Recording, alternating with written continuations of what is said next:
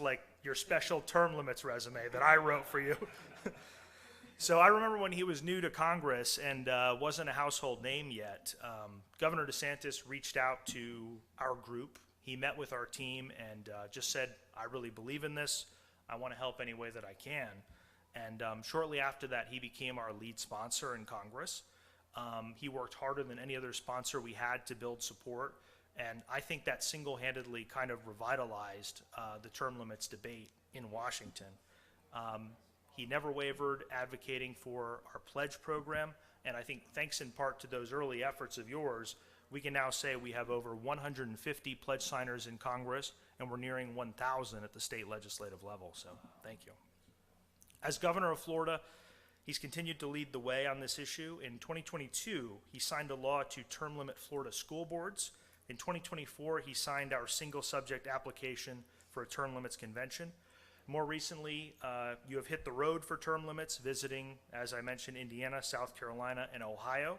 And in October, the governor joined forces with former Democratic Congressman David Trone, the owner of Total Wine. If you like bourbon, you know what that place is. As national co-chairs of this effort. And since then, they have published a New York Times op-ed. They've appeared together on national television, and it has brought new momentum and energy to the movement. Please join me in welcoming Governor Ron DeSantis.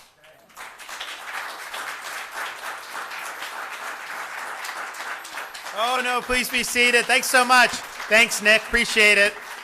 Welcome to the free and very nice and warm state. We have 2 seasons in Florida, hot and nice, and we're now in the nice stretch. So I know some of you guys came from places a little bit further north that may not be quite as tempered right now, but they're all great places, and it's good. I really appreciate that introduction because, you know, sometimes people do read kind of the same things, and it actually brings to mind when I was a congressman, I was throwing out the first pitch at a college baseball game in Florida. And so they announced, you know, now coming to throw the first pitch, please give a warm round of applause to Congressman Ron DeSantis. Everyone is, you know, clapping. And so I'm on the mound. The catcher is squatting. And then the PA announcer starts reading my entire bio. He was born in this, and I'm just thinking to myself, the catcher's waiting, everyone's waiting. I'm like, I cannot sit there on the mound and just let this. So I kind of told him, motioned it. I'm like, hey, shut it down. I rear back. You know, I've played baseball in college. Nice, perfect strike. Everyone starts cheering. All this. I shake the catcher's hand. The applause dies down. And he's still reading my bio. And I'm like, oh, my gosh. So I didn't know that necessarily had been caught on tape. And so the next year, one publication did, it was leading up to opening day, they did the top 3 best and top 3 worst pitches for elected officials. So the worst, I think, was Obama. Although if they did appointed officials, it would have been Fauci during COVID when he threw it like to the first base dugout. And so the best was George W. Bush at Yankee Stadium after 9/11, which was an epic thing, perfect strike. I think JFK was second. I was third. And they gave me third because they're like, you know, he threw a perfect strike and he didn't make everyone listen to his entire biography and get the show on the road. But I'm really excited to have folks from around the country to do this. You know, people are so frustrated with what goes on in Congress. And honestly, like, yeah, Republicans may be less frustrated when it's Republican, Democrats may be less if it's them, but I don't think anyone's really happy, you know, with just how the modern Congress operates. And it goes back to what Phil was talking about. You know, the incentives need to change. You know, the idea that we're just going to all of a sudden elect people new and all these issues are going to be dealt with, well, we've been trying that for how long? You need to change the incentives. And so that's really, I think, what term limits does. And it's true. Look, as a leader, you know, as governor, you know, I set the agenda here. I get out, I go and champion things. And most of the best decisions I've made have been taking positions that have been, at the time, very unpopular, like during COVID. Oh my God, he's having kids in school? Like, how crazy, like all this stuff. Why are these people on the beaches, all this other stuff? Well, it turns out, you know, those were sound decisions, but they were unpopular at the time. And that's kind of been my thing. You got to do what's right. You can't just chase popularity. Now, I think term limits is doing what's right, but man, you are never going to have a better hanging curveball politically in your career than term limits. I could be speaking at the Chamber of Commerce of Delray Beach. I could be speaking to the Elks Club, whatever. And I'll talk about, Florida, we have a budget surplus. Yay, we've cut taxes. We have this. And you know what? We need to term limit Congress. Yay, everyone starts going. And I've seen this for so many years. So like the polling's great and I trust it, but I don't even need that to know. I see how people respond to it. So I think you have an opportunity to really get behind an issue that's going to resonate with the voters in your states. And I think it's also an issue of, okay, we can sit and complain about Washington, but the founders gave us a mechanism to be able to discipline wherever the federal government was located. I mean, they didn't know at the time it ended up being Washington, D.C., but they gave us a mechanism in the states to be able to push back. And that's what you're doing. And I think it shows that, I think people want some hope with some of this stuff. And if they see this momentum, you're going to continue to see more and more interest build. It does go back, I think, what Nick said. People don't think it's possible. So they want it, but then they don't see it. But when they start seeing movement, they start seeing success, man, I'm telling you, you're going to see this build over and over. I hear some of these arguments against it, like, oh, I would love term limits, but if you do that, then the staff and the lobbyists are going to control everything. Is that any different than what's going on now? Could you have any more control of the staff? When they do an omnibus bill, is that something that's being debated by all the members that are elected? No, it's being written by staff in a back room somewhere and jammed down everybody's throats. When they're doing all these other things, lobbyists aren't involved with that. There's almost all this stuff is powered by lobbyists. And I'll just say, you can't do it anymore. I don't think it get any worse than it is now. But just think about what Jack Abramoff said. He was a lobbyist 20 years ago or something. He got involved in corruption. And he said, he hated term limits. He's like, I got to work so hard to get these guys to do what I say. And then you bring me new people. He's like, he didn't want new people. So that argument really does not go very far. It's not well thought out. And then people say, oh, well, bureaucrats are going to get more popular or get more powerful.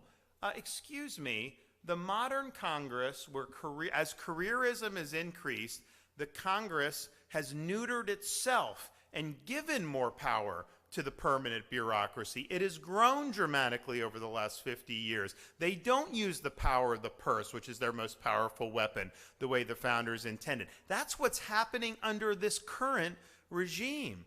I think if you had term limits, I think people would go on a mission.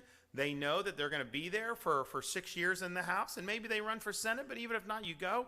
Man, you're going to want to have something to show for it.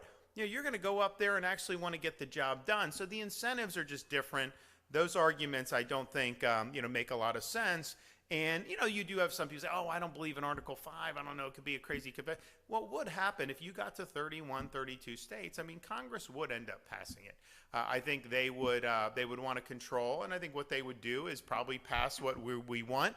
But they would just say all current members, are not subject to it until, a certain time or new people are elected, which, if we're sitting here today, is that the 100% ideal?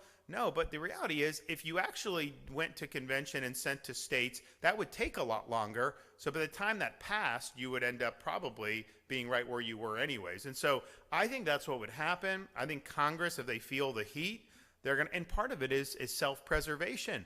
They don't want to be seen as standing in the way that's something that's an 86, 88% issue.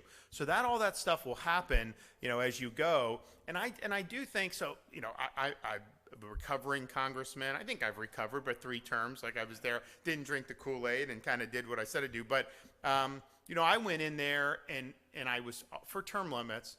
But, some of the people in this movement were like, don't term limit yourself. And I'm like, why? They're like, because we want people that believe in term limits to be there and then do it. And so, but I knew I wasn't going to be there long. I was going to go and try to make a difference, but there's no way I would have been able to do it for 30 years. And that's the thing, I was in there, I worked hard. I kind of knew the issues, but the idea that you're going to have any type of authority to be a committee chair, you got to be there for 20 years. You got to be there for 25.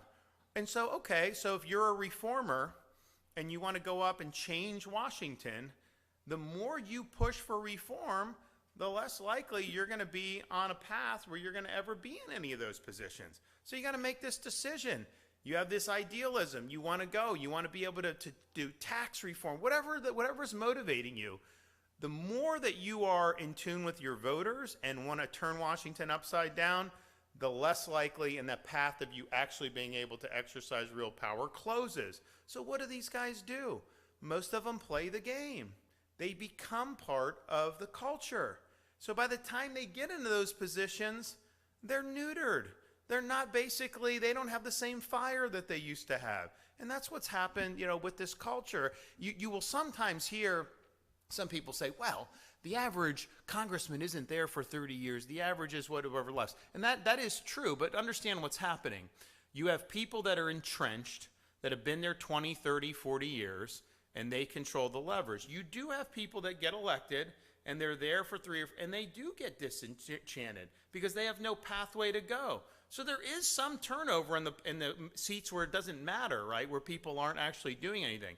Once they get into that, those people are like fossils and they're there. So it's kind of this weird dichotomy that's happening. Term limits obviously would help do that. And I do think you would get more quality people to want to actually run, knowing that you could go there and actually have an impact. And that it's not necessarily going to be something that you have to dedicate 30 years of your life to. That's appealing to some of these people that all they do is politics. It's not as appealing to people that have other pursuits and other interests, or involved in business, or involved in other things. So term limits will open a pathway. And then just look strategically for some of the people that are in your legislative chambers. They're going to be able to run for Congress easier if there's term limits, right? I mean, so there is the state legislators do kind of have so not that every state legislature wants to run for Congress, but to the extent some do, well, guess what? You have a congressman that just gets elected, 6 years later, you're going to have an open seat and you're going to have a chance. And these people sometimes will say, well, you don't need term limits. The election is the term limit. Well, yeah. I mean, that makes sense if you don't have any concept of how our elections are run and the financing and everything that goes behind it. The incumbents hardwire it to be able to guarantee. So it's a 90-some% re-election rate for incumbents, but I would guarantee you renomination in your party is even higher than that. And the reality is most places, most districts are likely going to vote one way or the other, regardless of who the candidates are, because of the political imbalance. Well, then all that matters is the primary, right? What chance do these challengers have against the entrenched incumbents with the way campaigns are financed, with congressional franking privileges, all these other things? It's almost impossible to be able to do it. So it's not just simply say, oh, the people have a term limit, they can vote differently. They're not provided informed choices where they're able to do that because of all the things that goes in to running a campaign and how all this works. And they've worked very hard over many decades to make sure that the incumbents benefited. They actually had it at one point where congressmen would raise money, and if they retired, they could just pocket their campaign money. So literally, these guys are sitting on $3-4 million, and they're just they go out. It's like a golden parachute. So they always do these things. That people got really upset at that, so they had to change it. But they will do whatever they need to do to give themselves a benefit. So don't let people tell you that they can just elect somebody new. Oh, it's just your choice. Well, it's not that simple because of the way all this goes. So I want to be helpful. I'm glad you guys were able to come down here. I hope that you really push this in your states. Your voters will appreciate it. People even outside your districts and even outside your states will appreciate it. And this is a way to really, we've got a very divided country. I look at some of these people, look, I'm conservative, I'm on the Republic, I'm proud of that. But, some of these people are very far left, like this New York mayor getting elected, some of these Congress people, like Omar. I'm just like, man, this is way beyond, and that's just where we are. But, wouldn't it be great to have something that'd be really meaningful, where people aren't always at each other's throats, where it's basically the people versus entrenched politicians? Well, this is the best issue out there to be able to do it. And it's something that's not just Republican, it's not just Democrat, independent, it's not black, white, male, female. There's no demographic in this country other than, congressmen that have been there for 20 years who oppose this. Every single one supports it. So let's get it done. And the final thing I'll just say is, the founders, we're having the 250th anniversary of the Declaration of Independence next July, and we're doing a lot in Florida to kind of celebrate it. So I got a friend of mine was the chairman of Mount Vernon, so she got this great George Washington statue sent down. I put it in the state capitol in Florida. We've got counties named after founding fathers. So I brought a Jefferson statue to Jefferson County, Franklin to Franklin. We're working on Hamilton. The good thing is, these liberal states, they don't like the founding fathers, so I'm able to buy these things at a discount because, Madison's in the basement in Colorado somewhere, so I'm getting them for cheap, and we're bringing them down, and we're doing all this stuff, and we're going to continue to do more and more, and we're going to end up doing an essay contest for Florida 250 for our students. They'll get scholarship money. We're going to do all this stuff, but I think it's important to us because it causes us to reflect on, what does it mean to be an American? What are those principles that the country was founded upon? And I believe, they thought about when they did the Constitution about doing term limits, and they called it rotation in office. And ultimately, they decided against it because I think it was practical. Who would have wanted to be in Congress for 20 or 30 years? It just wasn't, you're going horse and buggy from South Carolina to New York, which is where the capital was initially, or even to D.C. It was just, I think they just assumed that it would be more citizen legislating that would happen. I think now, if they saw the way this operated, I do think people like Madison would really insist on term limits. So I think it is a constitutional reform that represents the best of the founding principles of this country. It's responding to changed circumstances and changed dynamics, but I don't think the fact that the founders didn't do it would mean that, in looking at where we're at now, that they wouldn't be, sitting here wanting to see it, because I think they would want to do that.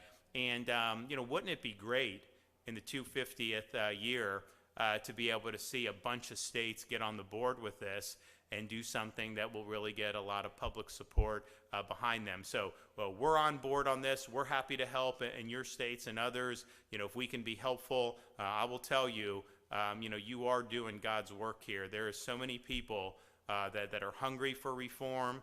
They want to see that there's some champions out there. And I don't know how many of you are going to want to run for things in the future or whatever. I can just tell you, once voters know that you're fighting for them, and you're willing to go out there and do what's right, once they trust that, and they have, they will back you. They will walk over broken glass to come out and support you.